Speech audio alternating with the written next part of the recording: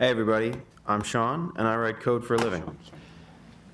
I prefer it when that code's under a unit test, but a lot of times it's not. So once upon a time I got a piece of really ugly code that they said, oh yeah, by the way, we need you to add significant new functionality to this, and it's really nasty, and if you touch it you'll probably break it. So here's what I did. First, you got to understand where I'm coming from, which was I was the developer on the project. I had free reign to change the code. It was expected that I was going to. So if you're in a position where you can't, none of this will be helpful to you, sorry. This code was in a position where it had about 30 global variables inside the package, which it used to share state between functions. So we're talking really ancient, nasty stuff. There was big chunks of duplication, and the original stream of the code was written in this horrible fashion I've described, and then people came along later and said, oh, I don't want to touch that, so I'll just go in and post-process it afterwards. So the first step is to make the output safe. We need to make sure that this code didn't write out to our production servers and get sent out to the partner who's expecting to pick it up while it was in development. Luckily, we could just change the output path, and that simplified that.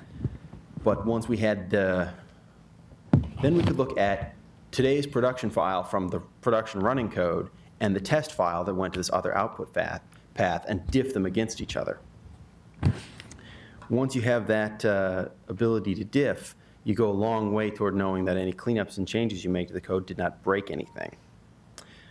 So the first thing that we discovered was that when you came in the next day, everything was broken because the date that you ran it on was coded into the output file. So the first step was to add an optional parameter to set the date that would go into the output file. Conveniently, this also gave us a flag that told us we were running in test mode so that we could check that and write to the test file location instead of the production file location. So we got two pieces of safety from that.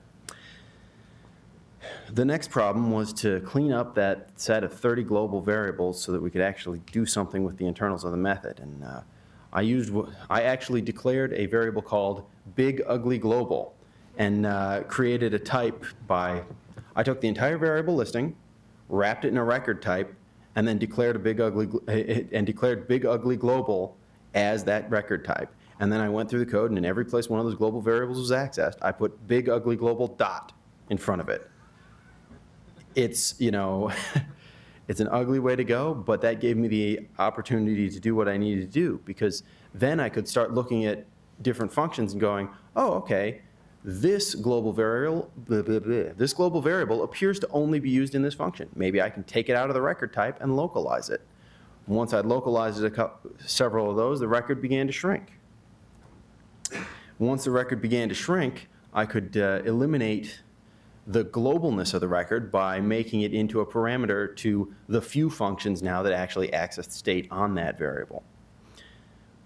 And once I had that, now I had functions that could be run independently of the whole process. I could now start calling those functions independently from a test harness and wrapping a test around them. That allowed me to find the ones that were copy-pastes of each other with slight changes and collapse them into one function, which is essential to getting the code to be understandable enough to make the changes that needed to be made.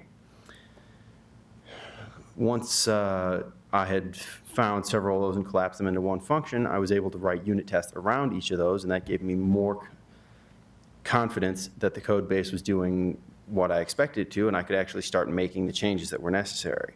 Eventually, I reached the point where I was able to replace the big ugly global with a tied type to the state table that existed in the database. So instead of having a raft of global variables tied together, this was a stored procedure. It became state table name %row type. And I was able to pass it just into the functions that needed it. So just in conclusion, get a test harness around it that's as cheap as you possibly can, and then begin to chip away at it until it doesn't suck anymore. Whee!